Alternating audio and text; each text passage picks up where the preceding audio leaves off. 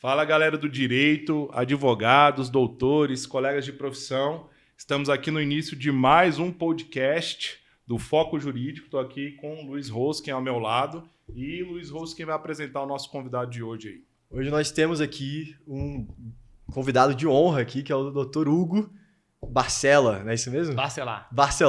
Eu nunca chamei ele de doutor, só pra te falar. Alguém já te... A gente tem que tratar com honra as pessoas. Alguém já te chamou de doutor alguma vez? Não, velho. Nem cliente Nunca, teu te chama nunca. de doutor?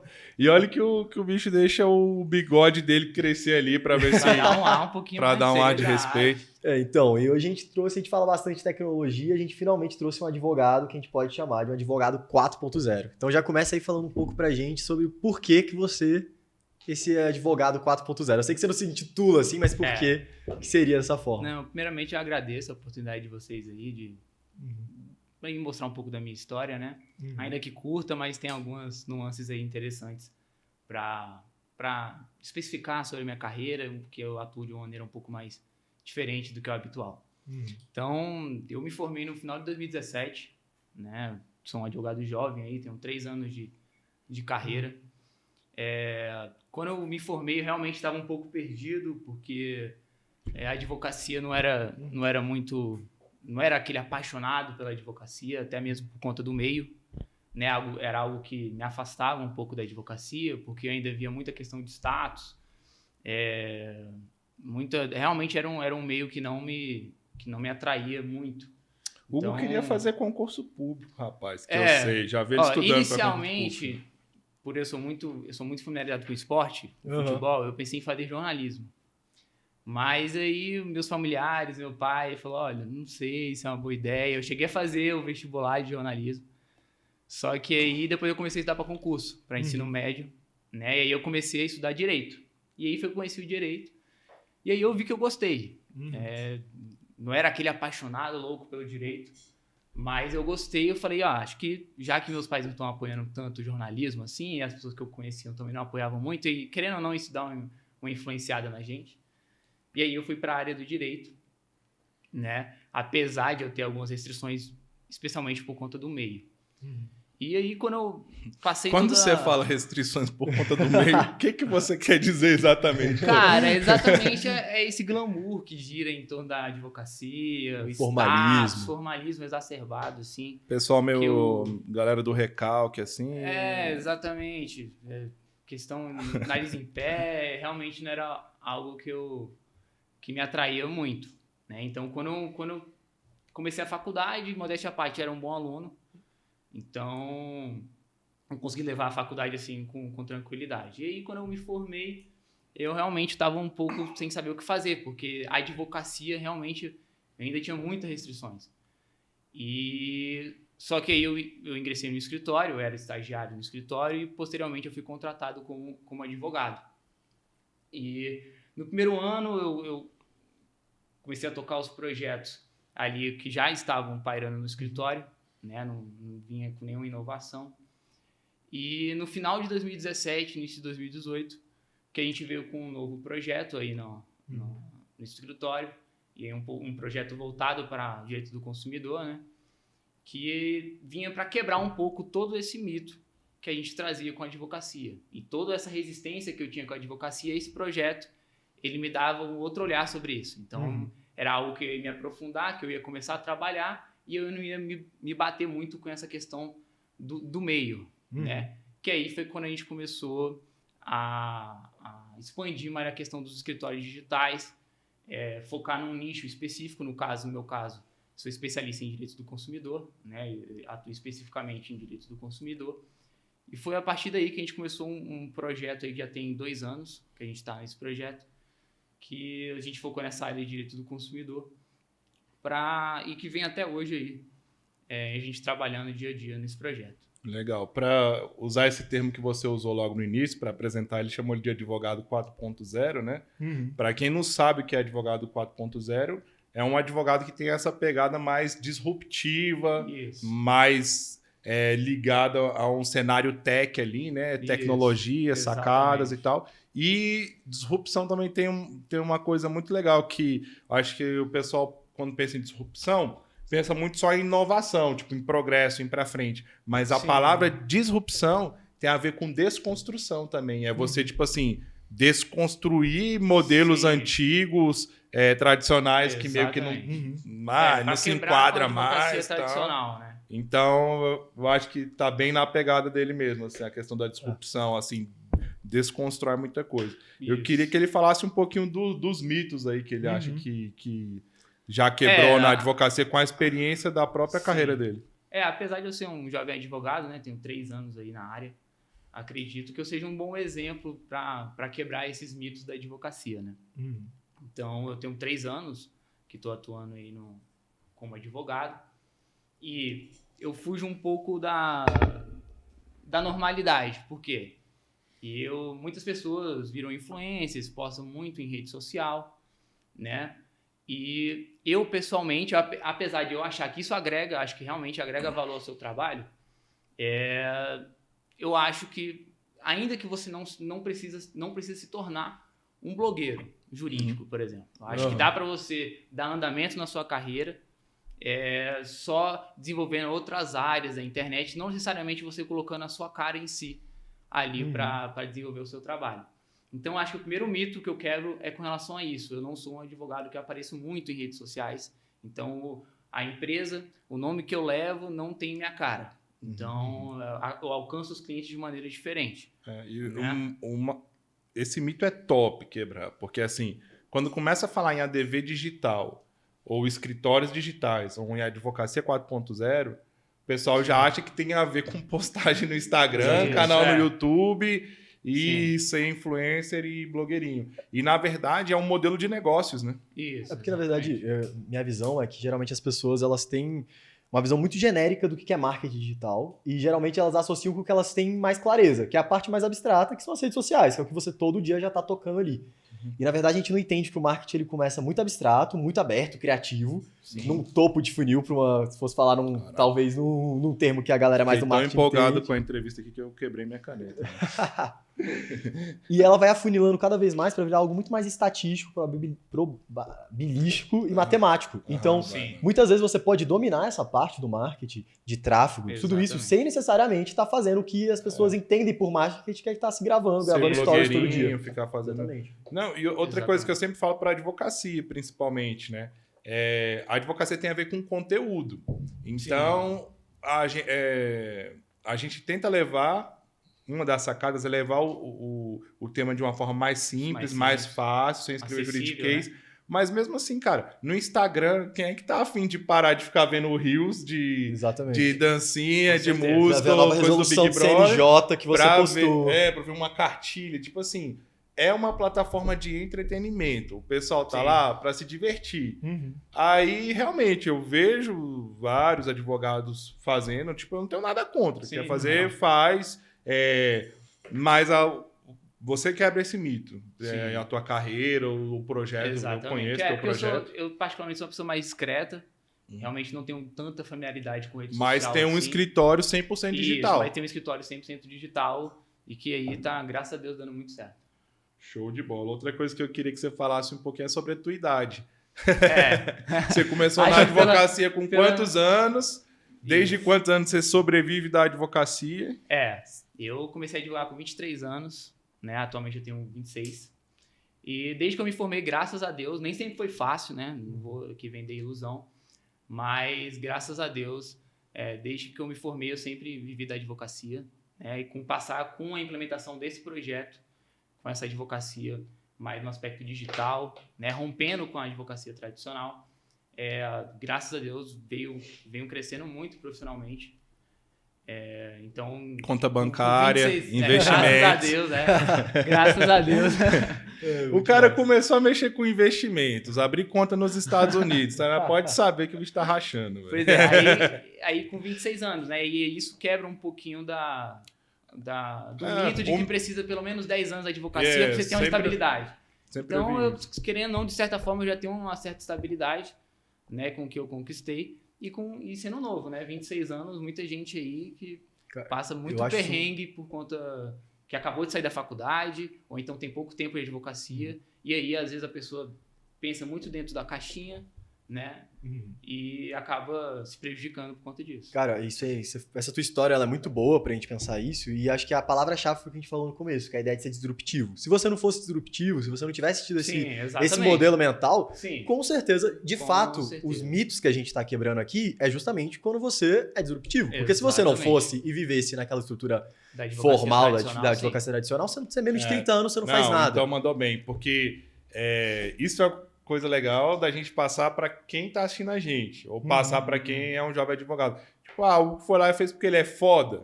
Não, beleza, o bicho é foda, mas tem como você fazer também. Tipo assim, como que ele tem apenas... quando ele tinha 23 na época, ele já via só da advocacia. Não, porque o bicho era muito foda, não sei o quê. Não, ele foi esperto, ele se apegou ao modelo de ministro, pô.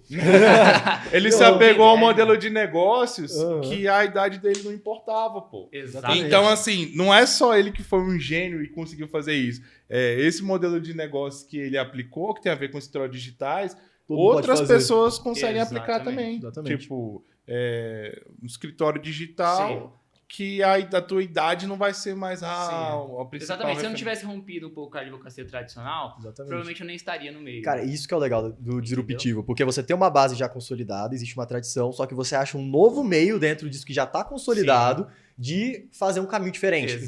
Então, pra mim, o disruptivo está muito nisso, de você achar um caminho diferente em cima de algo que já existe. Exatamente. Então, é uma via da tecnologia que faz muito sentido. Eu mesmo, quando eu estava na faculdade, eu logo fui indo para tecnologia, para de direito, porque eu cheguei muito claramente no começo e falei, cara, com menos de 30 anos, ninguém vai me respeitar, sacou? Tipo, no direito. Então, eu preciso achar um outro meio dentro desse universo, que é a minha área, para eu conseguir ter alguma relevância. Então, isso é sensacional, cara. Isso é muito interessante, né? Que história é essa que tu é filho de ministro, pô? Pô, que isso? Tô longe. Meu pai é empresário. Não, pra viver da advocacia há 3 anos, assim, tão novo, já bem sucedido, tem que ser filho de ministro, pô.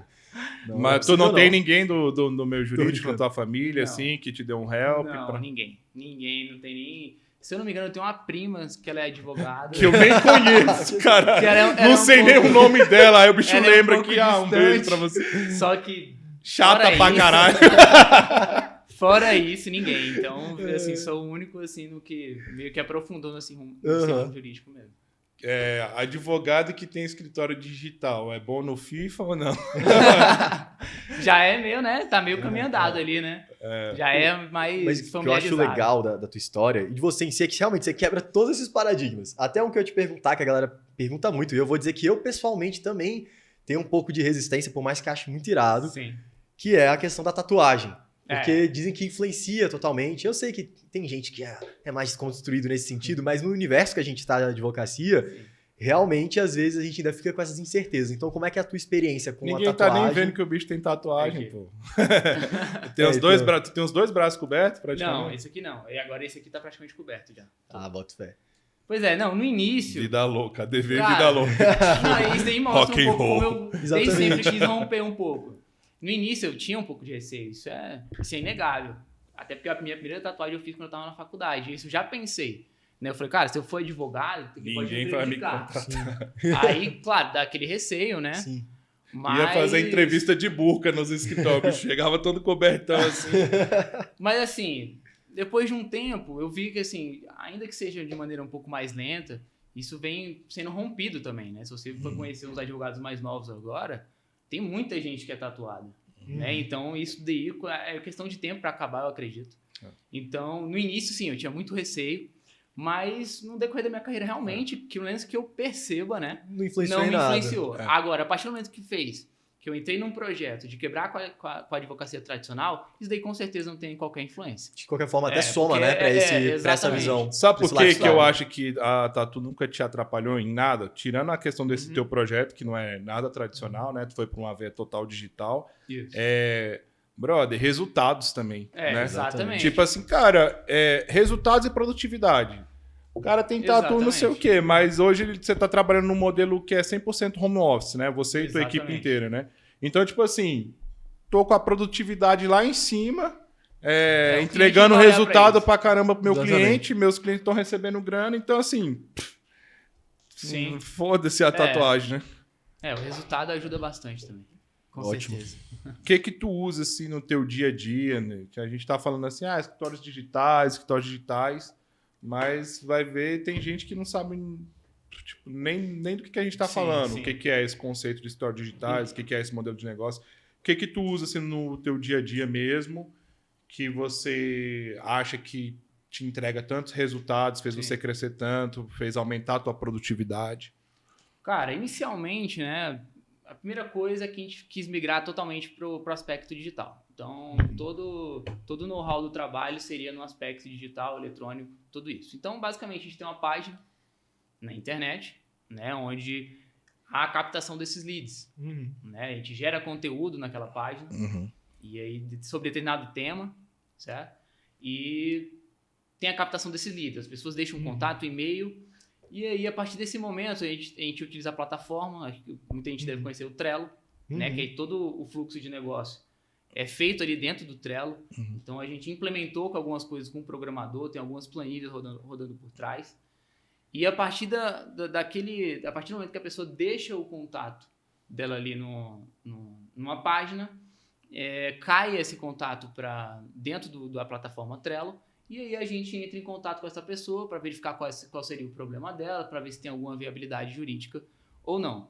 E a gente utiliza essa plataforma para tudo. Então, se a gente entrar em contato, a partir do momento que a gente entra em contato, a gente já bota em outra coluna, para falar que já está entrando em contato, já está em outro fluxo de trabalho. É um fluxo totalmente visual, Isso, então. totalmente né? visual, Não, muito prático. Na verdade, eu conheço o Trello, é até uma Entendeu? sacada pra gente passar pro pessoal que quer começar a fazer e ter de resultados graça. igual você. De graça. Pô, velho, plataforma gratuita, tá ali, Exatamente. é só você querer sentar e montar teu fluxo de Exatamente. trabalho. Então, E uma coisa legal que tu falou também é o seguinte, eu sei fazer até aqui.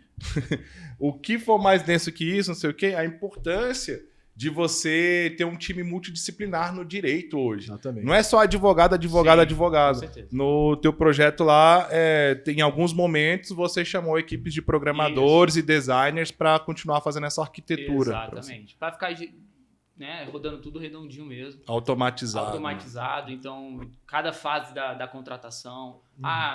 Manifestou interesse, agora a pessoa falou para gerar o contrato. A gente gera o contrato gerado, enviado, vai para outra aba. Então, ali a gente consegue ter o controle de todos os clientes facilmente. Show de bolas. Eu vou Método te fazer uma Kanban, pergunta. né? Se não me engano. Hã? Eu posso estar errado, mas o o método Kanban que eles é- chamam, que a gente usa dentro do Trello. O Kanban. Que Pra são quem for aqueles pesquisar, pra quadros entender. com as Exatamente. etapas certinhas. Porque tem duas coisas muito legais que ele falou que tem a ver com produtividade. E eu acho que fez ele crescer e tem tanto sucesso assim. Um é o fato dele ter um produto jurídico muito nicho específico, que é direito do consumidor.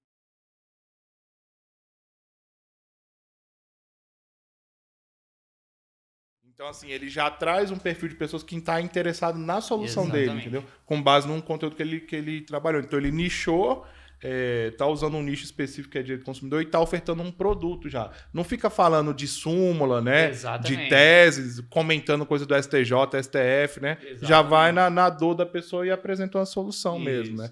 Aí, uma pergunta que eu queria fazer pro bicho aqui, que eu acho que é um pouco invasiva, responde se quiser. Mas tu falou assim que as pessoas deixam os dados para você entrar em contato, né?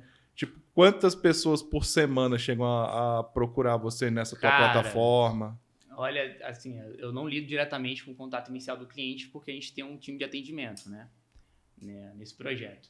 Mas como eu tenho acesso à plataforma do Trello e ali tem todos os nossos clientes, cara, eu acredito que pelo menos umas 200 pessoas por semana entrem em contato, deixem o contato pra gente. E aí, advogado tradicional? Quantos clientes recebe por semana? Não, mas é porque é foda mesmo, assim, às vezes... É impressionante. Eu já trabalhei em escritório tradicionalzão Sim. mesmo. E é tipo assim, uma semana bem sucedida pra gente lá no início, né? Isso eu falar uns 10 anos atrás. Sei lá, se a gente fizesse uma reunião por dia com um novo cliente, já parecia que a gente tava bombando. Falei, caralho, todo dia tá vindo um cliente novo por dia. E aí, eram 5 pessoas me procurando por semana. O cara tá aqui com 26 anos e chega a ter 200 pessoas procurando pela solução dele. É muito foda. Aí tu falou que tem um time de atendimento, como é que é isso? Isso faz parte do modelo de negócio? Faz parte, ali é o passo inicial, né? A pessoa deixa o contato dela ali. E aí, como o volume é muito grande, não teria como a gente não ter uma área específica para isso. Até porque é uma fase muito importante do fluxo de negócio, que é ali que você traz a questão da persuasão, para a pessoa fechar o contrato, né? Pra você trazer um pouco de confiança no que você está falando. E ali a gente fechar o contrato com a pessoa. Então a gente tem um time específico de atendimento que lida só com isso. Então os contatos dos clientes que estão interessados ali em tirar alguma dúvida, ou então ingressar com alguma ação judicial de fato, tem um time específico que faz o atendimento dessas pessoas, tentando atender assim da maneira mais rápida possível, né? Que apesar do número muito grande de pessoas que entram, como o nosso contato é via WhatsApp, a pessoa deixa o WhatsApp e a gente entra em contato com ela via WhatsApp, porque a gente acha que a taxa de visualização do WhatsApp é muito maior do que o e-mail. Né? Isso aí, eu não sei números exatos, mas eu tenho certeza absoluta que a abertura do WhatsApp a abertura e responsividade, né? A pessoa vê, clica e responde. Né? E-mail, ela nem abre, que vem com um monte de spam, um monte de outras coisas, nem abre. Isso. Ou então chegou lá, ela fala, vou ver depois. Não tem aquele imediatismo que o WhatsApp... Exatamente. E o fato de você usar o WhatsApp é massa, porque conversando em rodas de advogados, eventos que eu vou network, tem um monte de escritório que tem no contrato que não conversa com o cliente pelo WhatsApp. Porque é chato, né? Tipo assim, olha, o nosso atendimento é 100% por e-mail. E aí você foi disruptivo de novo. Eu falei, o quê? Eu uso o WhatsApp para fechar mais contrato. Exatamente. Faz total sentido, porque quando a gente pensa em vendas, né, você ter uma relação mais pessoal com a pessoa é o melhor ponte que você pode criar para efetivar uma venda. Então, mas aí o bicho, eu acho que ele falou aqui, o que foi que ele fez que ele quebrou? Por que os advogados colocam no contrato que não atende pelo WhatsApp? Porque olha só o vacilo, é porque ele que está atendendo. E aí, claro, pra ele é cansativo. Como é que você vai fazer peça aí no tribunal e ficar respondendo 20, 30 pessoas no WhatsApp? Exatamente. Agora ele tem um time de atendimento, pô. Ele tem um comercial e um time de atendimento pós-venda, né? Exatamente. Qual escritório que tem isso hoje? Exatamente. Tu tirou esse modelozão de negócio aí, o quê? De mundo de startup, alguma coisa que você pegar? Foi, conversas, né? No nosso networking, pessoas que são atreladas ao meio. Veio com algumas soluções, né? Viu que a gente estava disposto a atuar nessa área. E aí veio com algumas soluções, e aí com o tempo, claro que tudo foi implementado de maneira, né? Gradual, aos poucos, porque até por conta de investimento, né? Não tem como a gente fazer tudo de uma vez, mas com o tempo, com networks, pessoas que vão conhecendo mesmo, alguns conhecidos que é determinada área que pode somar, e aí a gente foi desenvolvendo essa forma de trabalho, e aí com gente de várias áreas, não só do direito, como o Júlio tinha falado. Então, assim, você não tem que ser forte só na captação de clientes, né? Por conta do volume também, que eu acho que tem lá. Tem a questão da produtividade jurídica também. Tu acha que tu solta quantas peças por semana aí nesse texto? Cara, olha, peça, por si só, se a gente for englobar todas as peças, assim, aí entra qualquer tipo de peça, inicial, réplica, contra-razão e recurso, então petição simples, normais. Cara, com certeza, mais de 100 por semana eu devo fazer. Cara. Com certeza.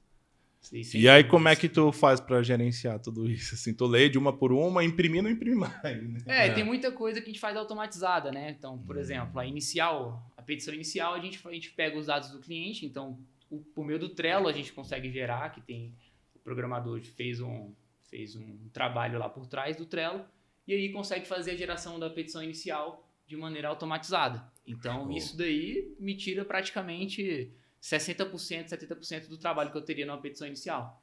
Então, isso faz com que aumente bastante a produtividade e eu não fico tão sobrecarregado assim, né? Por conta dessas automatizações que a gente faz. Isso é muito legal. Porque, por exemplo, a automação, fazer esse tipo de automação em texto é algo que eu acho que já existe na tecnologia, há muito tempo. São ferramentas que estão disponíveis para o universo jurídico e que o advogado podia estar usando disso para aumentar absurdamente, drasticamente a produtividade dele. Ele não usa. Então, tipo assim, a partir do momento que você usa isso, foi o que você falou, cara, aumentei 60%, 70% do meu tempo, da produtividade. Com certeza. Cara, isso é absurdo. E é algo que já estava disponível há muito tempo. Quantas outras ferramentas a gente tem hoje, talvez, no mercado? E tem ferramentas gratuitas, né? Essa que ele falou é gratuito. E que simplesmente por estar fechado naquela bolha, a gente não consegue usar dessas outras ferramentas. Uma coisa que eu ia perguntar é onde que você atende? Esses clientes são só aqui de Brasília? Da onde que vem esses clientes? Como é que é? Não, aqui a gente já partiu para o aspecto nacional mesmo. Então, legal. A gente atua em todo o território nacional. Então, praticamente hoje a gente só não tem processo no Acre, tá? Todo programa que a gente vem aqui, o pessoal sacaneia o Acre, velho. A gente não tem só Eu sou no Acre. do Acre, tá? Registrando, tem eu pessoas no Acre. Informação atualizada, então semana passada realmente eu fui dar uma olhada nisso pra ver se a gente já tinha batido todos os estados do Brasil. Só faltou Só lá. que subir a bandeira do Acre não. Então, no início de todos os programas. Como o processo é eletrônico, né? Agora todos os processos são eletrônicos, a gente consegue atuar normalmente, sem nenhum problema em qualquer processo, em qualquer estado do Brasil. Aí é show, Então, porque acaba que o público que pode te procurar, ou seja, a demanda, aí é enorme, é o Brasil inteiro, né? Milhões de pessoas. Aí são milhões de pessoas. Você sai do nicho só do seu estado ali, né? Geralmente, que os advogados fazem. Não, e sem ter que gastar dinheiro com uma estrutura para receber essa galera. Exatamente. Ou ter que ficar viajando para receber cliente em outros estados. Isso Você é muito interessante. E como é que tu fecha teus contratos, recebe Exatamente. Ó, a gente deve ter mais de 800 clientes hoje. E só teve uma única vez que eu fiz uma reunião presencial, porque o cliente era do meu estado e ele queria conhecer a nossa estrutura. E aí eu abri essa exceção. Mas de resto, ainda as pessoas de Brasília, nenhuma delas fazia reunião. Tá? A gente dava até a oportunidade da pessoa, quer fazer uma videoconferência, então a questão de confiança, né? Para passar para a pessoa. Mas a maioria das pessoas também não acha necessário. Tu vê, velho, o cliente... Ele já não tá cansado já daquele blá blá blá de advogado. Ele fala, mano, onde é que é pra eu assinar e o dinheiro vai cair na minha conta? Então valeu, falou, tá aqui os documentos, resolve aí. Porque tá todo mundo mega sobrecarregado, velho. Exatamente. E aí o fechamento de contrato, assinatura de procuração é tudo feito eletronicamente também. A gente usa um portal eletrônico de assinatura de documentos. E o judiciário tá aceitando já essas assinaturas digitais? Né? Vira e mexe, tem alguns juízes que ainda encrencam um pouco com isso, em especial lá do Rio de Janeiro. O mais engraçado é que lá no CPC tem previsão expressa, né? É a minoria, assim, absoluta. Acho que 98% aceita numa boa. Beleza. Tá? Mas ainda tem uma parcela ainda que pequena que ainda pede para juntar uma assinatura manual, né? E aí...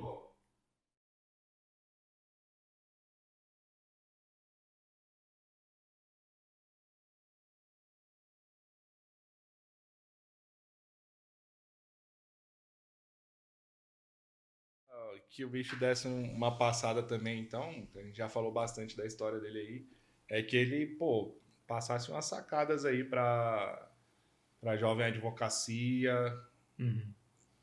até pra quem tá na faculdade ainda, né? Tipo, o que tu acha que o cara tem que começar a estudar, a pensar, pro bicho não se ferrar cara, tanto? A primeira coisa que eu tenho em mente aqui, que eu me arrependo bastante, é de ter aberto os olhos pra sair um pouco da caixa só quando eu saí da faculdade.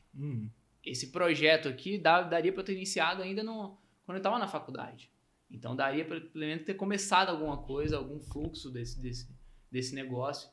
Então o conselho que eu dou inicialmente, quando você estiver na faculdade, você tem aquela vontade de advogar, já começa a pensar dali no que você vai fazer. Até aí você nem precisa de carteirinha da OAB nem nada. E não precisa de carteirinha da OAB. Começa a pensar o que você vai fazer, tenta sair um pouco da caixa, né, de romper um pouco essa advocacia tradicional. Então, essa é a primeira dica que eu dou. Não espera a faculdade terminar para começar a pensar no que você vai fazer. Esse é meu arrependimento. Eu fiz isso. Então, eu poderia ter feito isso durante a faculdade. Porque geralmente pelo menos no meu caso, era mais tranquilo. Eu só estudava, fazia um estágio de 4 horas. Então, era bem tranquilo. Eu conseguia ter tempo para pensar em algo que eu poderia fazer quando eu fosse advogar. Né? Então, a primeira dica que eu dou é essa. Então, já se ater ao que você vai fazer mais pra frente na faculdade. Tem muita coisa que você consegue começar na faculdade. Às vezes, você começa a desenhar um projeto já na faculdade. Entendeu? Pensando no que você vai fazer quando você sair da faculdade. E, cara, a segunda dica que eu dou é realmente romper com a advocacia tradicional, investir na questão dos escritórios digitais. Tá? Porque você sai da barreira territorial ali do seu estado, né? Você consegue alcançar o Brasil inteiro. A gente, por exemplo, a gente tem clientes que são de fora. Por exemplo, tem cliente que é estrangeiro, mas que o problema aconteceu, tem a mulher brasileira, e o cliente era estrangeiro, e o problema aconteceu no Brasil. Então, então tem clientes internacionais. Exatamente. Caralho, a gente pode propor... com 26 anos. A gente pode brincadeira propor... não. Eu nunca tive um cliente internacional, mano. Tô me sentindo frustrado. A gente tem. Então a gente pode propor essa ação aqui no Brasil. E aí a gente só conseguiu isso porque a gente tem um escritório digital. A gente tem uma estratégia de marketing para alcançar essas pessoas. Então, a segunda dica que eu dou realmente é romper um pouco com essa advocacia tradicional e investir um pouco mais do seu tempo ali tentando digitalizar esse escritório para romper as barreiras físicas mesmo que te prendem. Show Legal. de bola. Só um adendo que eu ia fazer, que eu pensei em fazer na hora e não fiz, que é que você falou dos leads, né? E só pra galera que tá assistindo, porque muita gente não vai fazer a mínima ideia do que é lead. Lead nada mais é do que um possível cliente, um prospecto. Exato. Então, uma pessoa que entrou ali no seu site e tem um interesse Exatamente. que você pode tentar vender para ela ali o teu produto. Isso, exatamente. A pessoa vê o conteúdo na internet, vê algum tema, algum artigo que a gente produziu. Cartilha, manual, videozinho fazer explicativo. Daquela situação. A pessoa viu que passou por uma situação parecida, ou então ela quer se precaver para alguma situação que ela poderá vir a acontecer, né? E ela acessa e muitas vezes ela aconteceu alguns anos atrás, alguns meses atrás, e ela quer entender mais o que ela poderia ter feito, se ela tem algum direito sobre isso.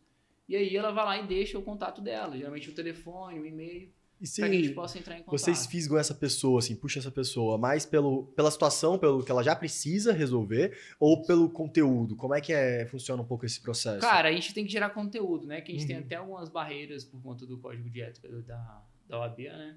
Então a gente tem que gerar conteúdo. Então, gerando conteúdo, a pessoa ali se familiariza com aquele conteúdo, viu? Eu já passei por essa situação. Ou então, é algo que pode acontecer comigo, então eu já vou aqui me cadastrar para ver o que eu posso fazer nessa determinada situação. Então, a pessoa verifica aquele conteúdo, se interessa, vê que tem a ver com ela. E a partir daquele momento você vira uma autoridade para aquela pessoa na área. E aí, às vezes, a pessoa nem fecha o contrato com você inicialmente, mas como você tira a dúvida dela ali, o que eu devo fazer na situação, se acontecer, a pessoa cria uma intimidade com você, cria uma confiança. Lá no marketing o pessoal chama o gatilho de reciprocidade. Exatamente. E aí, quando ela vier a passar por esse problema efetivamente, ela vai entrar em contato com você. Porque entrega muitas respostas, entrega muitas informações gratuitamente. Tipo, já ajuda um monte de gente gratuitamente, entendeu?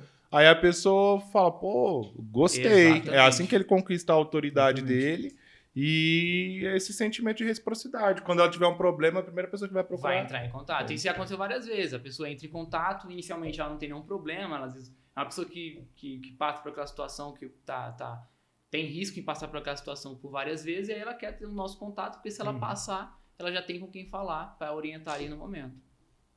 Legal, show de bola.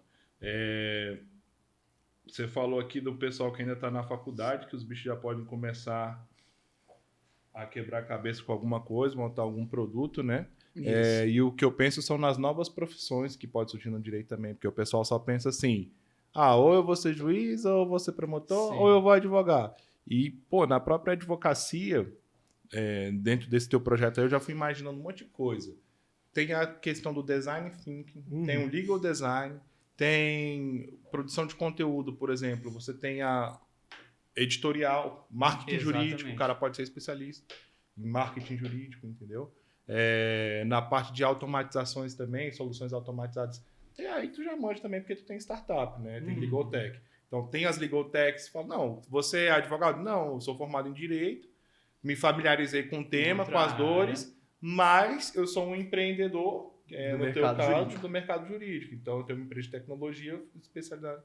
Então, assim, existem novas profissões, né? Assim, o mercado, de certa forma, utiliza bastante. Pô, pra gente finalizar, assim, a entrevista de hoje, só para contextualizar e não deixar passar em branco, né? A gente está vivendo uma situação bem difícil no Brasil, que é a questão da pandemia, né? E aí eu queria saber, assim, como que o teu negócio foi impactado com a pandemia, ou se pelo fato de ser digital você está se virando bem? Sim, graças a Deus, né, por ser um escritório digital, a gente foi pouco impactado pela pandemia durante esse tempo. Graças a Deus a gente não teve grandes distorções na quantidade de clientes que vinham buscar o nosso trabalho. Então, assim, realmente, por conta de ser um escritório digital, eu acredito que realmente não tenha tanto impacto a pandemia sobre a gente, graças a Deus, né? Agora, se a gente tivesse com o escritório no modelo tradicional, certamente a gente teria um baque muito grande no Home office não fez diferença nenhuma para vocês, Não porque fez já o era. menor. A Até equipe porque já os próprios trabalha tribunais- gerenciando pelo Quer. Até porque os próprios tribunais se adequaram, né? Então, uma audiência, elas não estão sendo realizadas presencialmente. Alguns estados estão voltando, né? Mas é a grande Caramba, eu ia maioria... falar assim, nossa, tomara que não volte. Pois porque tu lembra quando a gente tinha uma audiência, tipo assim, 2h30?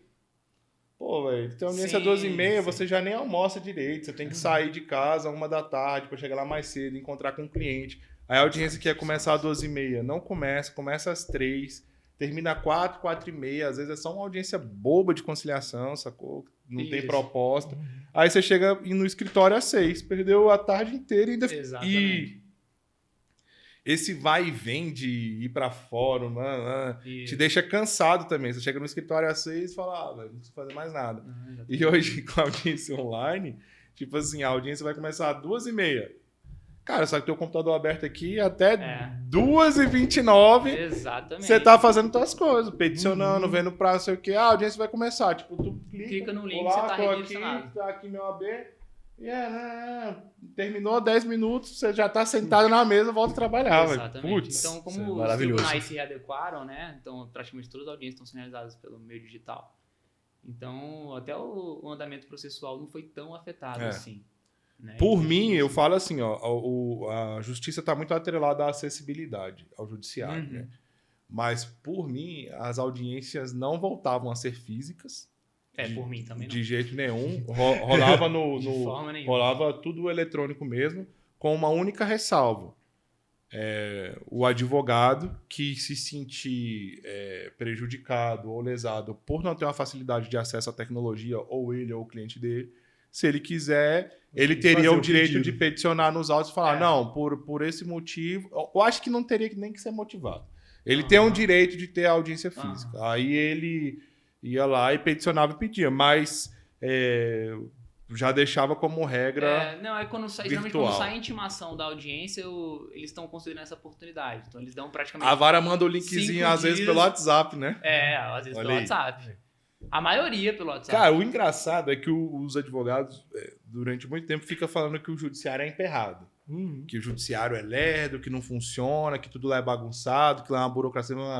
Mas, por exemplo, nessa pandemia aí, de certa forma, o Poder Judiciário estava bem mais modernizado e fez um giro de chave muito mais rápido do que a advocacia, os escritórios de advocacia. Tipo, as varas rapidinho foram pro WhatsApp, tava com o WhatsApp Business falando, olá, doutor, o senhor é do processo tal? Aí você confirma assim, então tá aqui o link da tua audiência no Zoom. Exatamente. Aí tu, caralho, aí tu clicava e tava tudo funcionando. Então, assim, o judiciário, principalmente o aqui de Brasília, né? Eu sempre posso falar com propriedade sobre o aqui de Brasília, o Distrito Federal. No quesito modernidade aí, os caras deram um ban, né? Foi legal. Foi legal. Ó, por exemplo, a advocacia ficou pra trás. Lá no Rio de Janeiro, eles não implementaram tanto a audiência virtual. Mas aí, para o processo não ficar parado, né? Porque em determinadas situações a audiência é obrigatória, eles dispensavam a audiência. Né? Porque eu acho que lá, por algum motivo, é o único estado que isso acontece. A maioria dos processos, a audiência era dispensada. Se eles não tivessem interesse, as partes na audiência, a audiência era dispensada normalmente. E o processo seguia. Mas o restante dos tribunais todos estavam fazendo por meio de audiência virtual mesmo. E aí, ou enviava o link pelo WhatsApp, ou então deixava no próprio processo, lá o linkzinho no próprio processo para a pessoa, quando tiver o horário e o dia, acessar normalmente. O último passo nessa questão de tecnologia do judiciário, que é um sonho para mim, é quando as citações começaram a ser feitas pelo WhatsApp. Nossa. Ainda não, a gente né? sempre vê uma noticiazinha falando, juíza de não sei aonde, tipo, intimou pelo WhatsApp ou citou pelo WhatsApp. Mas, tipo assim, é maior raridade. Maravilhoso. Ninguém faz. E, pô, velho, tipo, é um saco. Tem processo que demora 6 meses ou 1 ano para começar. Simplesmente porque o carteiro não consegue. Eu tô com uma situação dessa no escritório, velho. Ontem, falando com o cara no WhatsApp, o nego não acha você tem um telefone, cara, velho. Você tem um telefone do requerido, né? Ele tá no Facebook, ele tá no Instagram, ele tem um WhatsApp. E, não, mas eu tenho que ir lá com um pedaço de papel e ele tem que assinar. Pô, pega aí no cadastro dele aí, o telefone dele e manda. Se ele confirmar que é ele, tá sentado, exatamente. paciência. Depois ele que faça uma rescisória para dizer que não era. Que não era. Sim. E todo o nosso trato com os clientes também é pelo meio do WhatsApp. Então a ação foi protocolada, por exemplo. Qualquer dúvida que ele tiver, qualquer novidade que ele quiser saber, ou então a gente pode de ofício falar com o cliente por meio do WhatsApp. Alguns ainda são um pouco mais conservadores e aí pede para enviar um e-mail. Mas, assim, 95% dos clientes, todos os nossos contatos são todos pelo WhatsApp mesmo, movimentação processual. Saiu a sentença favorável, envia pelo WhatsApp. Manda um print, né, para a pessoa ver com maior facilidade. Então, manda um link de acesso ao processo. Mas todo o nosso trato com os clientes é feito pelo WhatsApp também. Então, é uma maneira muito dinâmica de lidar com os clientes. Show de bola, Hugo. O sucesso da advocacia. Eu chamo o Hugo de ADV hacker. Hackeou todo esse... dominou o sistema, deu um banho em todo mundo aí e tá tendo muito resultado. Parabéns, moleque. Obrigadão pela oportunidade. Foi um ótimo papo, viu? Valeu. Obrigado. Pronto, aí hoje ninguém se